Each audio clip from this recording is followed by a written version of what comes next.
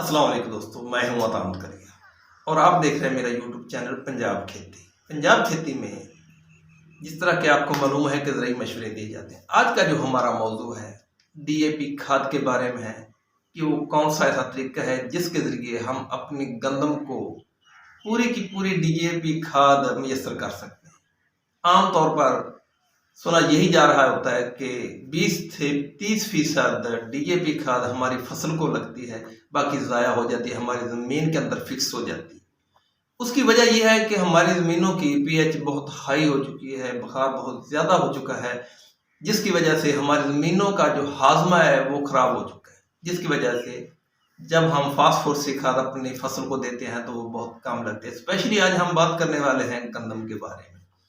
तो वो कौन सा तरीका है जिस पर अमल करके हम अपनी गंदम को पूरी की पूरी फास्फोरस की खाद दे सकते हैं और वो पूरी खाद हमारी गंदम को लगे। इस मौजू पर आज हम बात करने वाले हैं। अगर आप मेरे इस चैनल पर नए आए हैं तो आपसे गुजारिश है कि मेरे इस चैनल को सब्सक्राइब करें, वीडियो अच्छी लगे तो इसको लाइक करें, शेयर और कमेंट करें। दोस्तों, डीएपी खाद वैसे भी बहुत महंगी हो चुकी है, हर किसान की पहुंच से बाहर है, लेकिन मजबूरी है। डीएपी के बगैर हम कभी भी ये सोच ही नहीं सकते कि गंदम की पूरी पैदावार हासिल कर लें। हमारे किसान की कोशिश होती है कि किसी न किसी तरह से कोई ऐसा तरीका ईजाद किया जाए जिससे हमारे गंदम को पूरी की पूरी डीएपी मिले, पूरी की पूरी यूरिया मिले। इसमें कुछ हमारे किसान की गलतियां होती हैं, कुछ ऐसी बातें भी होती हैं जिसका हमारे किसान को पता नहीं होता। आज जो मैं तरीका आपको बताने वाला हूँ वो ये है कि सबसे पहले आपने अगर गंदम को पहला पानी लगाना है, डीएपी पहले आपने बुआई के वक्त छटा नहीं की या आपने ड्रिल नहीं की और पहला पानी लगाते वक्त आप डीएपी और यूरिया खाद इस्तेमाल कर रहे हैं, तो आपको सबसे पहले एक अदद जो गट्टा है, थैला है या बैग है जिसे आप कहते हैं, डीएपी की बोरी वो लें और 2 से 3 किलो होम्यो केसर आपको चाहिए, किसी अच्छी क्वालिटी का, किसी अच्छी कंपनी का।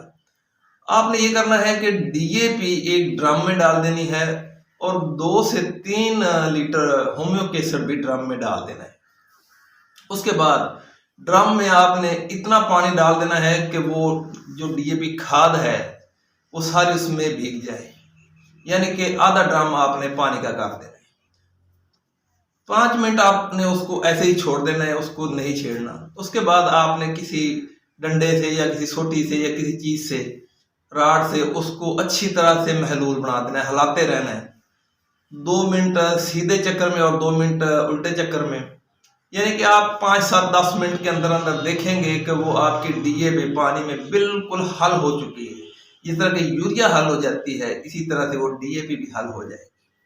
और उसके बाद आपने यूरिया खाद उसमें मिला देनी है। आप सोच रहे होंगे कि पहले यूरिया खाद क्यों नहीं मिलाई। वो इसलिए नहीं मिलाई कि अगर आप पहले यूरिया खाद मिला देते तो उस यूरिया खाद ने पानी को ठंडा कर देना था। अगर पानी ठंडा हो जाता है तो फिर वो डीएपी खाद जल्दी मिक्स नहीं होती, हल नहीं होती। कोशिश करें कि अगर आपको नीम गर्म पानी मिल जाए तो उसमें और भी जल्दी डीएपी खाद मिक्स हो जाती है। लेकिन याद रखें कि यूरिया खाद आपने बाद में डालनी है। और मैं आपको ये भी बताता चलूं कि अगर आपने डीएपी और होम्यो केसर को फ्लड कर देना है पानी के साथ, तो आप जो यूरिया खाद है 3 या 4 दिन के बाद अगर अपनी गंदम को दें, जब आपकी गंदम में कहीं कहीं पानी खड़ा हो, कहीं ना खड़ा हो, तो इससे भी बेहतर रिजल्ट आ सकते हैं।